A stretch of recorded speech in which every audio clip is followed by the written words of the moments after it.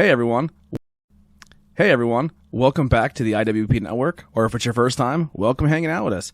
Thank you so much for choosing this podcast, and feedback is always welcome. So make sure to check the links below for all social media links, audio and video versions of this show, and merch. We look forward to hearing from you and hearing that feedback, and enjoy the show.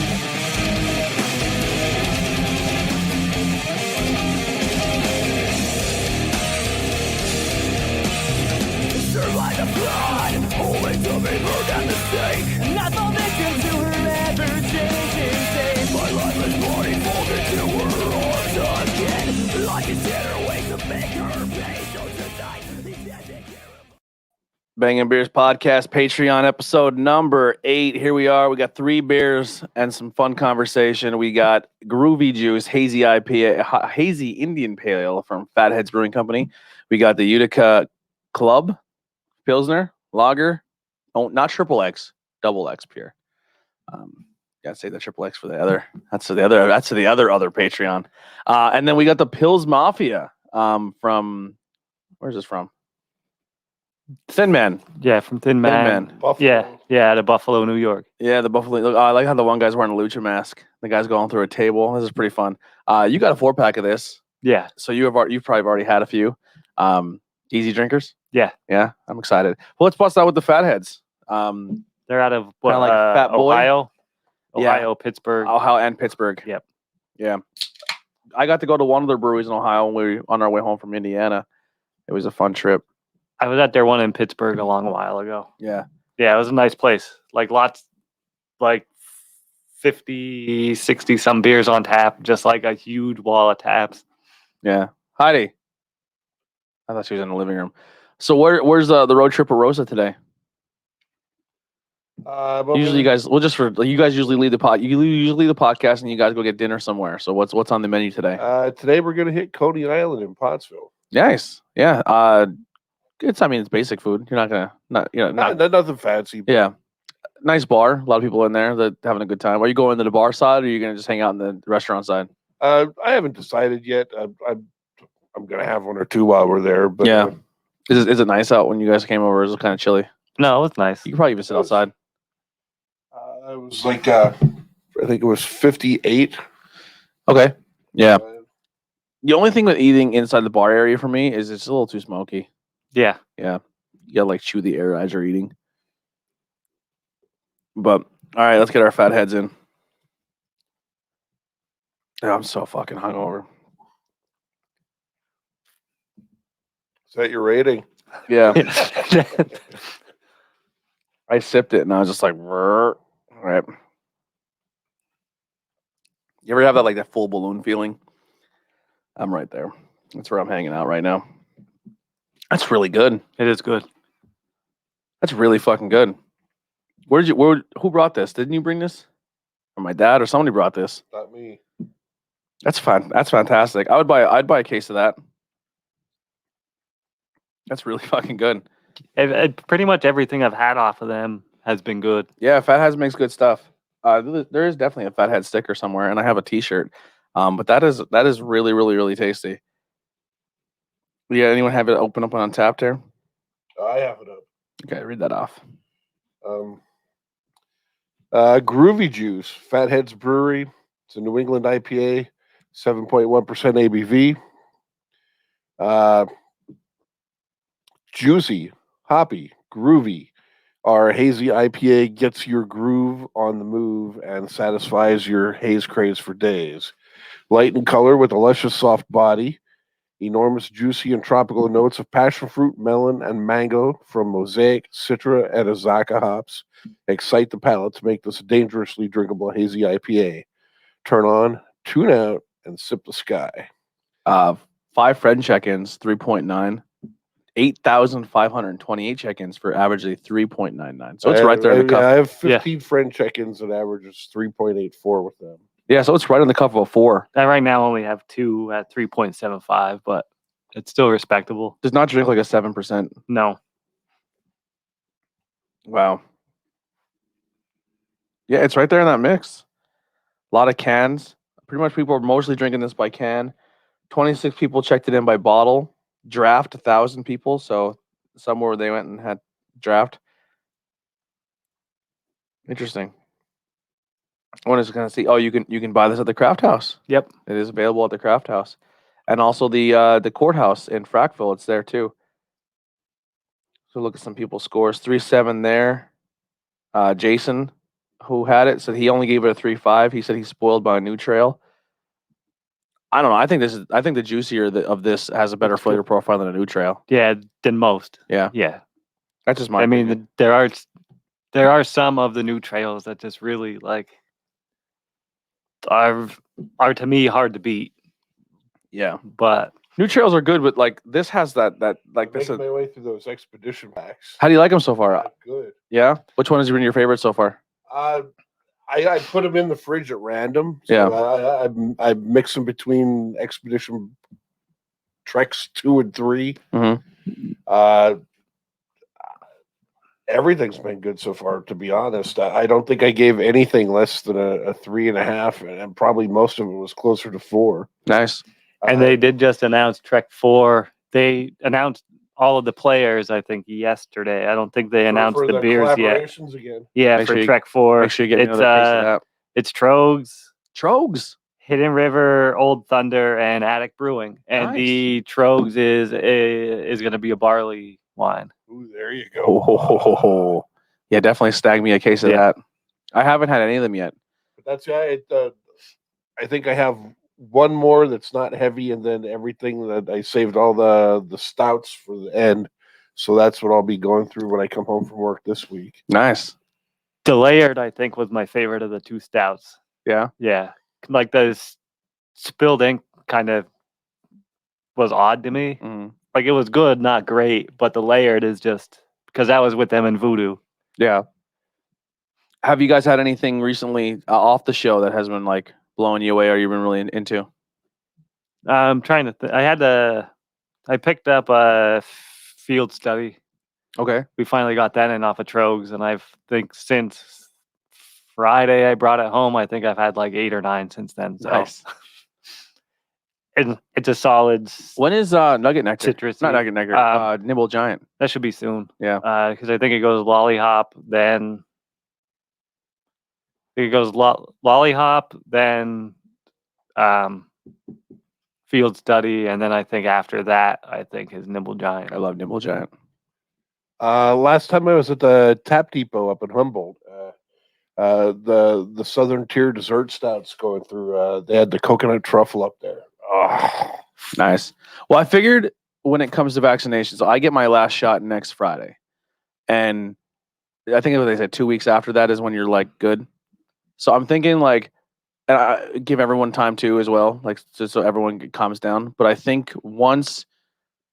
So May's a little tough. So the beginning of month for May, for next month is really packed, and then I'm going on that road trip with my brother. So there's gonna be that week or two where we're not gonna really recording. But once that's done, we'll be, I think like June and July is when we'll start doing like we're gonna do Tap Depot on location. he said he's more than willing to do that. Too. Yeah. So we'll shoot for like a June, July, and then we'll try to go back on location for Little Brown Barrel. We're gonna try to do location for Black Rock. Maybe Pilgaroo will have us soon around that time, and then we can start going like on locations for breweries and filming them and then showing you guys at a later date. But really excited for that to start coming back up now. Like pretty much like with the vaccinations kind of kicking in, everyone's kind of going a little back to normal and taking some chances. So yeah, hopefully June, July is when we really kick back up and we go on our exploring and stuff. Even if we don't record an episode, we're definitely going to be going to breweries to kind of hang out and do everything. And then maybe hopefully we can get the bus trips going soon. Yeah. Fill the bus up with some fucking degenerates and just get going. I went out and got the day that special Chetty was announced. I couldn't make it, and then he went and rubbed our noses in it all in the group chat. Bill did. So I went to the cake stand in Monte City, and I bought a case of Chetty, and I filled my back fridge up. So my back fridge looks like that Cool Dad fridge. Like the top is all filled with like a case of Chetty, and the bottom is like a case of Coca-Cola. Yeah. You don't take the Chetty, you drink the Coca-Cola. Because we got some Coca-Cola, not Coke, for Header's birthday party. Yeah. Header straight edge. Yeah. He wouldn't do either of that. So when we did Tornado Tag the other night, The heady Chetty. the Heady Chetty, yeah. But yeah, so I pretty much just been drinking Chetty. All the show beers that I have, like extra that I haven't, like my stash in the fridge is getting pretty popular. I got to start knocking those down. I have too many. But what do we score on this Groovy Juice? I'm not afraid to go to a 4 with this. I'm right there with you. I'm even leaning more towards a 2.5. To be honest with you, I really like this. This is something I would definitely seek after, and I would buy more than, like, I would try to drink at least 2 or 3 of these at a bar. Yeah. I went 3.75, but it's the same. I may have to get some now Yeah. for at the house because it's one that I was looking at. I wasn't sure. I mean, look at that fro. Look at that guy's fro. Yeah. It's all hops.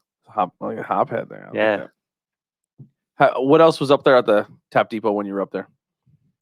For anyone that goes there regular or is familiar with it, they're still in the process of moving to the building at the other end of the parking lot. The Belgian Tower is gone because they took it out to move it to the new building. So are they getting rid of the other building and just moving everything to the other one? They're not going to knock it down or anything. They're just not using that building anymore. Right. Oh, It'll all be at the other end of the parking lot. yeah, that big like warehouse blue building. I can't remember if it's blue or not, but yeah, It's like not attached. Right. Yeah. But yeah, they actually they took the Belgian Tower out to move all the whole taps thing down there. I don't think they're going to make the end of April like I said before. Maybe somewhere towards the end of May they might have it already. That'd be cool. Bring us. That's what we'll probably do. When my brother comes home from the military, if we're not recording that weekend, we should all go up to the Tap and hang out for their opening and go and try some beers. Really take them out. It'd be fun. Yeah. Might actually be a good idea to maybe take a trip down to Tamaqua too. Have them hit up Revere and Stoker's. That could be like a little day trip. Fill them up and we'll get them around all the areas. Get them all boozed up while he's home. Breaking the bar at the house. Oh yeah, yeah. We can go to your house and get all toasted and have Rosa make us all that amazing food.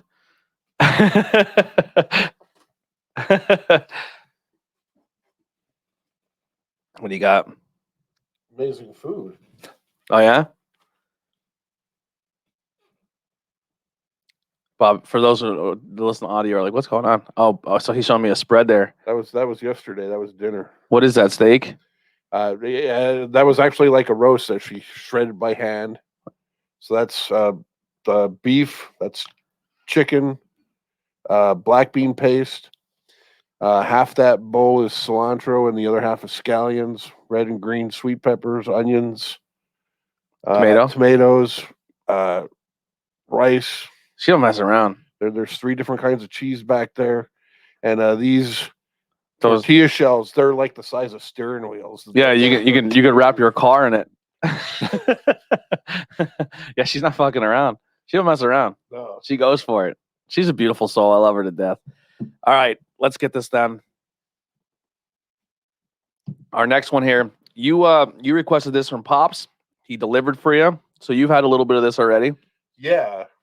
This was my personal can, but I wanted to try it, and I have never had one of these. So this is the Utica Club. So this, I guess, is like up in that area is like their version of Yingling. I guess like this is their homebrew. The supposed real claim to fame for this is when Prohibition ended. That this is legend has it that this is the. I actually have not ever taken the time to research it, but legend claims that this was the first legally brewed beer again after the repeal of Prohibition. Mm.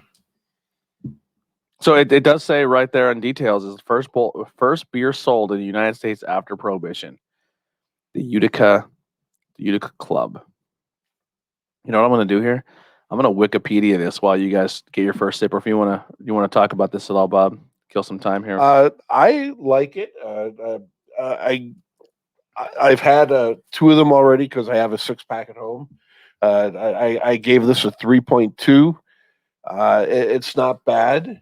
I can't say anything bad about it. It's a nice light-bodied pilsner. I got like we said about BlackRock. Um, uh, I don't think it's ever going to win an award, but it's solid. There's nothing wrong with it. I could drink this any day of the week.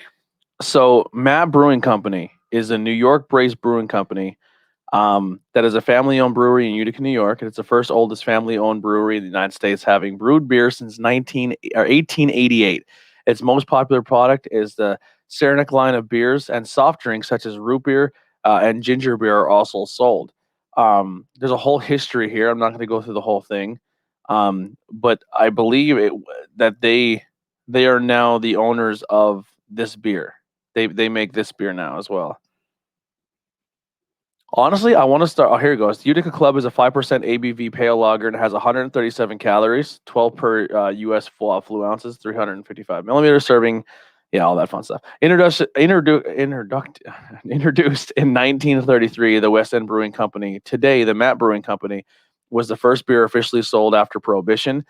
Its minor brand and comparisons breweries preliminarily lines Saranac beers are some affectionately referred to as the Utica Club as the Uncle Charlie and add a Utica Light as the Uncle Charlie Lewis. So I guess in their area they call these the Uncle Charlies.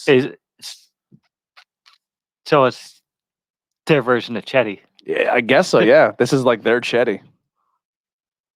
I like that. What I want to start doing with the shows is I still want to do like beer reviews and stuff like that, but a part of me like it's something that I have to pitch to the whole table because I have to have everyone like on board with it. But like maybe like once a month, I want to do like a beer history thing or like find a fun beer topic, and then we drink beers and then talk about the research that we've done on like a brewery or or like a style or a style of beer or like a fun moment in beer history or something like that. Like find like a really interesting story and kind of like prepare it, and kind of like you do with Truth Behind Illusion and Not Cool in high school. Yeah. Because like right there and there, like I just pulled up that brewery and it has a huge history and like whole history. Like it would be fun to kind of like really dive into that. I think it'd be a good time. Something I just want to throw out there. But it obviously it just takes a little time to prep everything and get everything ready. And then you have to kind of have the confidence to present it. But it's something I'm definitely interested in doing. But that I don't know, like I like learning stuff like that. So let's try this out here.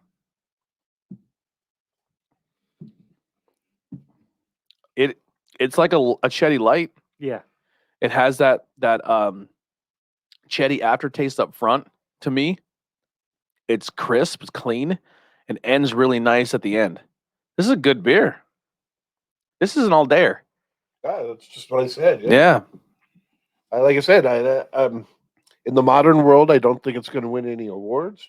But again, there's absolutely nothing wrong with that. I would drink 100 of them over a Budweiser or a Coors Light. Absolutely. Yeah. I like the gold can. I just think it's a sexy looking can. It's like a High Life can. Yeah, I like it. This is nice. Yeah, that's super clean. We go what Uncle Charlie, Uncle Charlie's? Yeah. That's what they called? Yeah.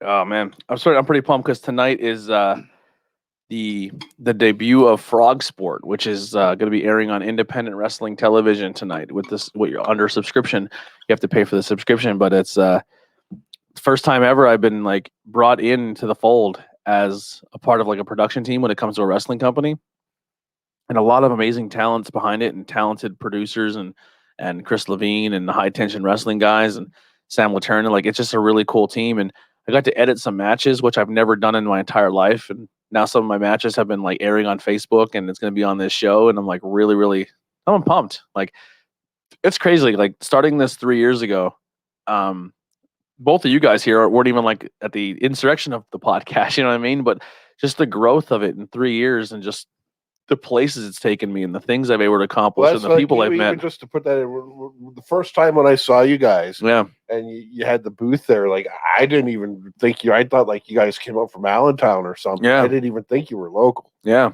It's just, it's crazy. Like, it's taken 3 years. And I think now, like, I still don't think there's a lot of people who give us a shot. Like, I don't think a lot of people listen. I think they see my work on Facebook because I'm very active on Facebook and inviting people and spreading the word.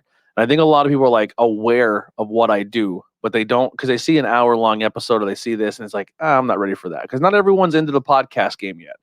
But I honestly think if they give us a shot, I think they'll like at least one of the 5 shows I create.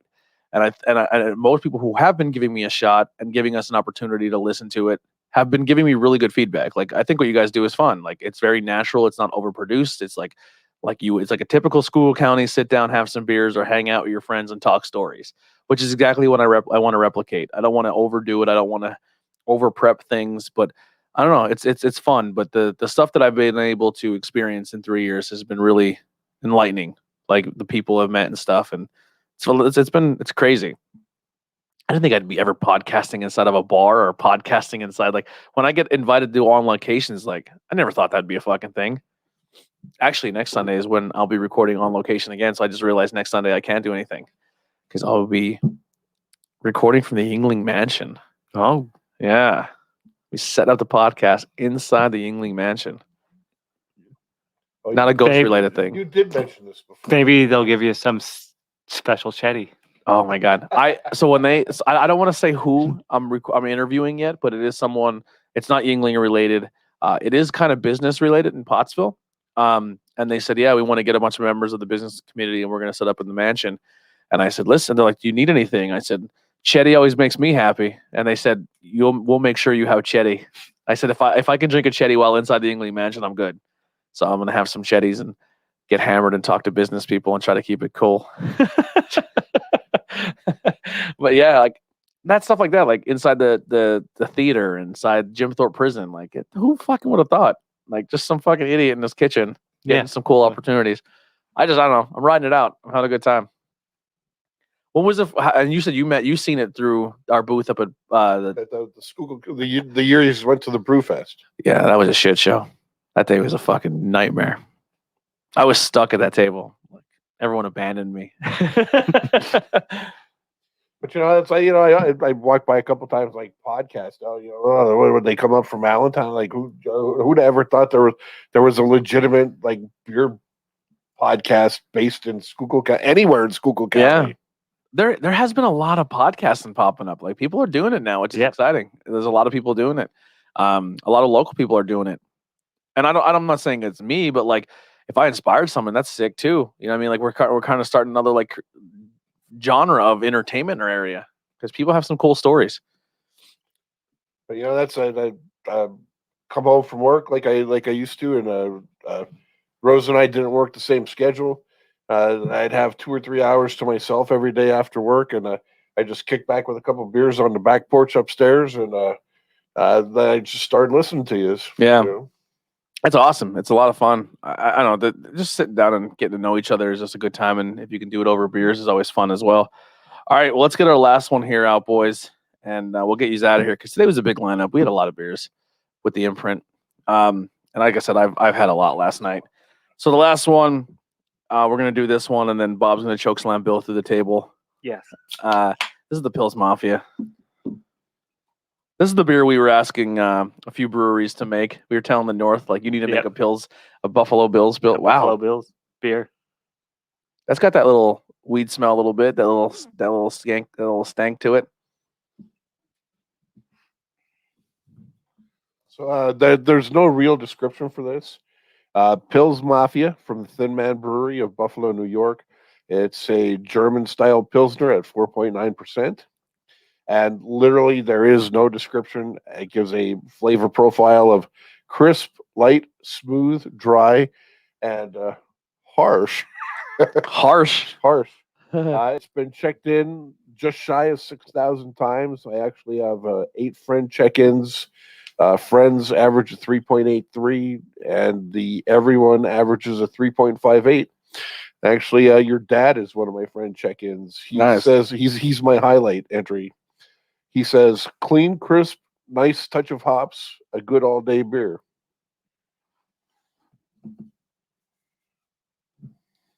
So there's a little bit with the can art too, because obviously it's all Bills related. There's the people jumping through the folding tables. There's a guy with a long a hair and a buffalo. Welsh mask. For anyone who didn't pick up on that, the name is an intentional misspell to prevent a copyright violation. Yeah. Even though I'm sure they would be all for it. Yes. But the man with the long hair and the sombrero and the luchador style was actually a huge Bills fan. He went by Pancho Villa rather than Pancho Villa. Are you a Bills fan? Yes. Nice. And he had cancer. So he was a huge Bills fan. I think they gave him season tickets, if I'm not mistaken, so he could be at all the games. He was at every game, and he was always in that outfit, like masks. I see they're actually long dreads, like jumping through tables on there. Yep. Too. Yep. But he did have cancer, and he was a big Bills fan. Like he was kind of like their unofficial mascot. But he had passed away. But oh, that's cool. I mean, that's cool. They put him on the can. Where's Thin Man out of? Are they out of Buffalo? Buffalo, Yep. Yeah, they're out of Buffalo. I like that kind of stuff. Like I shit on the Eagles and stuff, but when they do some cool stuff, like when Stable 12 and all those other breweries did like those cool Eagle style beers, like that's pretty cool. That's why I can't wait for my brother. And they did actually also they invited him the one year to the draft. So he was at the NFL draft and he announced who they drafted because they were behind. Who's the streaker with the red hair and beard? That I'm not sure. Yeah. Me. You? That's you. It might be you. He's a slender man. Would you streak any Buffalo? Probably if I had enough of these. Enough Pills Mafia? Yeah. So this comes in at a 4.9. So this is a beer you can drink all day in the parking lot. Yep. It's not going to get you too smushed, but enough to get you enough to go through a table. Yes. Yeah. Correct. What is or across the 50-yard line with no pads? Yeah. Absolutely. Let me pull it up here on Untapped. You already read it off, correct? Yes. I'm gonna give that Utica Club. I'm gonna go 325 with that. That was fun. Bangin Beers podcast. That one was light, clean, smooth, sweet, and warm. I agree with all that. Let's go Pills Mafia. I'm sorry. If I'm really like not slurring, but like just slow today. I had a long night. I'm Jeffrey. I'm doing this shit. Yeah. I'm not. Yeah. I just want to see if they had any other write up about it, but I don't see anything. So yeah, taster. Let me tag you boys. Crisp, light, smooth, dry. Yeah, I don't know where they're coming up with harsh. Mm. There's a hater out there somewhere. Yeah. Maybe harsh is just because like the harshness of going through a table at below 12 degrees. Yep. Buffalo. Have you ever gone to a Bills game? No, not yet. And it's not that far away. Like I would never go to a game in the winter. Well, like- So here's a question: as a Bills fan, would you go to a game middle of winter, or would you want to go early? I would season? go early season. Yeah, you're even as a Bills fan, I would rather go early season than be up there in the freezing cold. Because there was a guy that I used to work with that used to live up in Buffalo, and he said it was like a whole different world. He said he like lived outside of Buffalo and worked in Buffalo, and he said you would drive and there would be a line of snow. There'd be like no snow at all, and then like you plow that a foot of snow stuff, and then literally like on the side of the road, that stuff's like 8 foot tall. Yeah, it's like yes for miles. So he was like you would go from like one skyscrapers of snow. He'd be like 1 maybe 2 inches of snow, and then like 9 feet of snow. Holy and like fuck. Yeah, and like so a mile. You drive like a cartoon where Yep. it's like just 9-foot banks of snow, Yep. just watching over the roads like trees. Yeah. Yep. That's crazy. Yeah, I would never do that. So no, and it's neat though too. Like the Bills Stadium isn't like vertical, like it's like in the ground. So it's dug in. So when you walk in, you're in the top level, and then you go down into the stadium. I didn't know that either. Wow, I never knew that about Buffalo Stadium. That's kind of like what is it? Michigan College? Yeah, I think so. Yeah, like it's like down in. It's not like that's up vertically. similar but slightly off topic there. Like I'm a Dolphins fan. Yeah. We haven't our glory days are behind us. And actually, I've been to Dolphin games before, but it's been a very long time to tap the Wayback Machine. The last Dolphins game I went to, Bob Greasy was the starting quarterback. I mean, it doesn't look too much like it's in the hole. You can kind of come in through the main entrance. But actually, he's a friend of mine on the app too. He goes by the name of Roadhouse Lou. Big Dolphins fan. Yeah. The Sundays that I'm not here, I road trip with him, and we go watch Dolphins games all over the place. Nice. And he got season tickets for next year. Nice. And he's like, "You're going." Yeah. Well, when it comes to football season, we may make an adjustment with Bangin' Beers and move to Saturdays. There's no cold days in the stadium in Miami. Yeah, they're definitely not.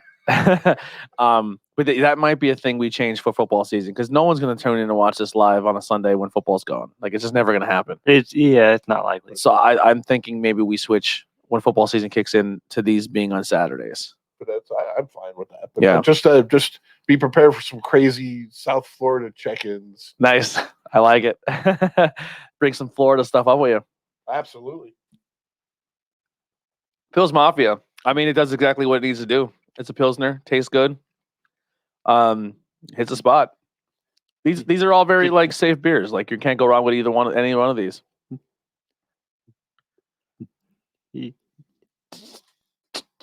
To Pils Nut, it is an all dayer. Yeah. Like tailgate or game day, you can have a bunch of them. I've had a lot of Thin Man. They make good beer. Yeah, they do. I gave it a 3.7, and exactly what you said. There's nothing wrong with this. This would be a perfect session beer. Yeah, you'd put these down all day long. I could easily see myself sitting down on the back porch after mowing the lawn and putting a couple of these down. Now, are you guys in the same Bills and the Dolphins? No, we're in the same division. You're in that weird division where like it's mostly Northeast teams and then the Dolphins sneak in. Yeah, because it does the Patriots, Dolphins, Patriots, and the Jets. Bills and the Jets. Yeah. Such a weird. How did the Dolphins get in there? I have no clue. Doesn't make any sense. It's kind of like Washington. Giants. I mean, like, if you want to get technical, I mean, it's appropriate because it is the AFC East. But I mean, if you want to be for real, it's the AFC Northeast. Yeah. Well, I mean, like it's Philly. It's New Giants. The Giants, the Eagles, Washington, and then all the way down in Texas is the Cowboys. Yeah. And I think the only reason the Cowboys are there is just because of that division rivalry has been so strong. It's like, oh, how do you get rid of it now? But it is strange that like Dolphins are kind of way out of the way there. Yeah. You think like the Steelers would fill the last position in that? Yeah, they probably should. Yeah, it would make more sense because they're all very close, and everyone could realistically travel to each stadium. Maybe they purposely do that to give that one team like a little bit of a travel time. Maybe every division has that one. And then that's another thing too. Like the Dolphins are technically like the first group of expansion teams because they came over from the AFL. Yeah. Maybe that was just the best fit back then. Mm-hmm. It's interesting. They've removed. They've been in the same division since the day they. Yeah. The only other thing you could think is that they were a team and changed names. Like, so if they were a Northeast team and then changed names and moved to Miami. The Dolphins ever did. No. Yeah, but like that's the only outside thing that you can think. Yeah. The only thing I think of too is when they were maybe doing it, maybe a rivalry occurred. Like maybe they were like, oh, Dolphins and the Bills, or Dolphins and this were really good. That's like when I was a kid. And the Bob Greasy, Larry Zonka, Mercury Morris, that was their biggest rivalry was with the Bills. Yeah, like if they were like, hey, we're going to restructure divisions and make them all like teams were near each other, I think it would be hard. You'd be really upset. I think a lot of like NFC East people would be like, wait, we like even though they're not near us, you don't take the Cowboys out because we want to play them twice a year. That's our rival. You know what I mean? Like, so the fans like Bills. I don't think you would ever want Dolphins to not be. No, I don't think. No, them and I mean, like New England too is kind of our rivals if you really think about it. It's always a big hype over that game. Two of the games that I went to back in the Orange Bowl days, the Dolphins and the Bills, and freaking Larry Zonka and O.J. Simpson on the field at the same time. Yeah. Whatever you want to say about O.J. Simpson, like that, we're talking about like 1970. As an athlete, we're talking about 1970 something. This was way before he any of the- allegedly did anything. Yeah, Allegedly. To see two people like that in their prime, it was just amazing. You know? Have you ever seen Marino play live? No. I always say I think Marino is probably one of the best quarterbacks ever played the game that never won a Super Bowl ring. Absolutely, just the way things worked out time wise when we moved back up here again. A lot of people don't even a lot of Dolphin fans don't realize it. Marino didn't come to the Dolphins as a starter. He came to them as a backup quarterback. He has an interesting story because his whole story was like he kind of got fucked in the draft. He was a backup to Don Strock. Yeah, everybody's like, who? Yeah. Who? Well, wasn't there a whole thing with him and Terry Bradshaw where the Steelers were looking at him and Terry Bradshaw kind of attacked his character, saying he wasn't that good, and they passed on him. But could you imagine if Marino took over the Pittsburgh Steelers, how many Super Bowls they would have? How many? And more? also because he's from Pittsburgh, isn't he? If Dan Marino would have went to Pittsburgh, he would have been the first Tom Brady before Tom Brady. Yeah. With that team around him, he would have dominated the NFL. Dominated. That's just my opinion. I just thought he was that good. Yeah, 100%. Yeah, and then you guys always had that kicker that was in the Ace Ventura movie. Oh, Gary, your premium. Laces out. Mr. Wrong Way. That's the only thing. That was the first time I ever go the Dolphins with when you're a kid. You watch Ace Ventura. Does not age very well, that movie. Not at all. Not at all. Some trans stuff in there. Yeah, lots of trans stuff in there. One of those movies where the PC police would be like, "Wait a minute." Like they're canceling Dumbo and stuff, yeah. but it's like, have you checked out Ace Ventura? Have you checked Ace Ventura lately? You know, what movie I just covered on Sarah Cartwright's podcast, a movie I fucking loved I still love it, but then she broke it down to me as like in today's terms and like putting it out. I'm like, you're fucking right. That's crazy. The Breakfast Club. Yeah. Like he straight up sexually assaults and harasses Claire the whole movie. It's just wild that the movies back then and then now you look back at them and you're like, another crazy thing. That would not fly today. That shot of her, like the panty shot where he looks up her skirt, she's 15 years old in that scene. They put in a movie. That was probably a body double. No, that was 100% her. Really? Yes. They did an upskirt shot of a 15-year-old girl in the movie. But she's not playing a 15-year-old girl in the movie. Like she was 15 and they were all like 20-some. It's crazy to think that. But that wasn't even like thought of back then. It's nuts. And like the whole time he's like going at her, like talking all that stuff. Like, and I mean, like another perfect example of something like that is like if you break Grease down. I still think that the whole movie is purgatory. She's dead. But that's Grease. Yeah, I think she's dead the whole movie. At the very end, when she gets back with John Travolta, they get in a car and it flies to heaven. That's basically like John Travolta tries to date rape her. Yeah, and she shuts him down, and then like the whole rest of the movie is like how he's bummed out about it, like he didn't get Nook. What can I do to get a piece of that? And high schools have covered this movie in plays all over the county. I think exactly. And then basically it's about a guy that fucking got pissed off because he got shut down trying to rape somebody. Yeah. You're the one that I want. Honey. Yeah. And they actually like in the movie, like you actually feel sad for him. Yeah, you're root for him. You're like, he got shot down. Oh my god, and Danny Zuko. Oh, how could you do that to you? But you look at it in today's eyes. Yeah, and you're like, oh boy, no, Danny Zuko, slow down, buddy. Well, you're going to juvie, but yeah, no means no, buddy. You better calm the hell down, Danny. Yeah, it's strange. But why else would the car fucking fly in the end? I think she's crossing over. I think she's dead the whole movie. That's my theory. She's dead. Why would the car fly in the midair? Doesn't make sense. Maybe really good weed. Yeah. Oh, they're all high. Yeah, That's possible. they're all high and they're like, "Whoa, this And car's who flying, knows man." what beauty school dropout put into that stuff? Well, what's it? Crybaby probably would have a hard time with it. Just from body shaming Butterface or whatever her name was, the one character.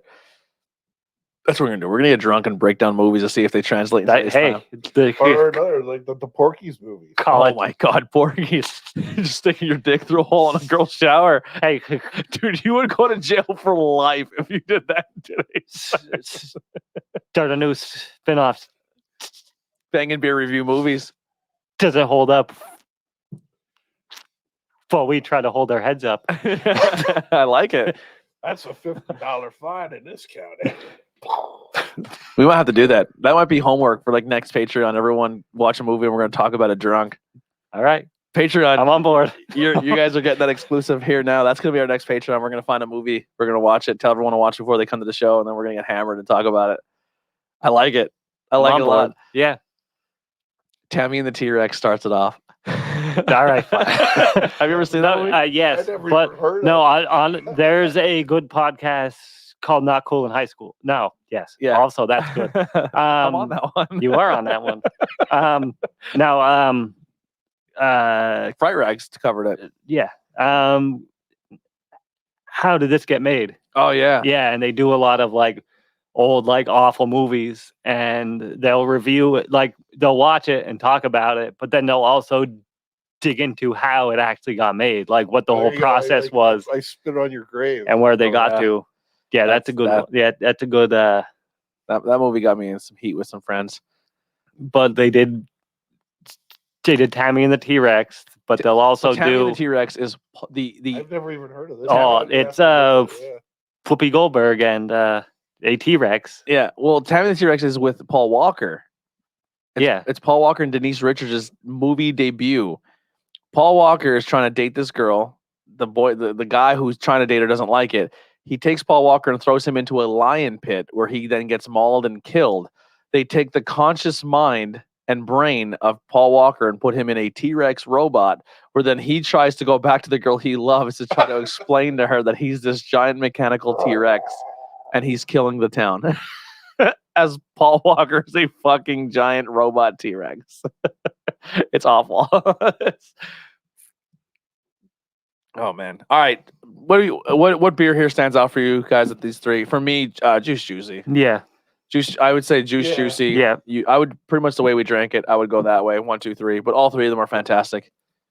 yeah. No complaints about any of them. Yeah. I did rate this one the highest, but they're all above average. Yeah. There's nothing wrong with any of them. They're all solid.